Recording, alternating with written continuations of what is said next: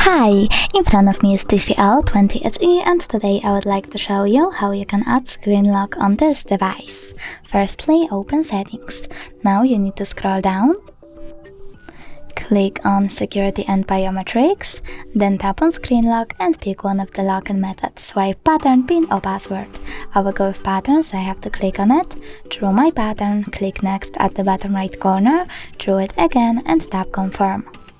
Over here you can choose how do you want your notifications to be displayed when your device is locked. I will go with Don't show notifications at all, so I have to click on this option and tap Done. Now when I turn off my screen and turn it back on, I can see that pattern is required. Thanks so much for watching. If you enjoyed this video, don't forget to leave a like, comment and subscribe. Bye!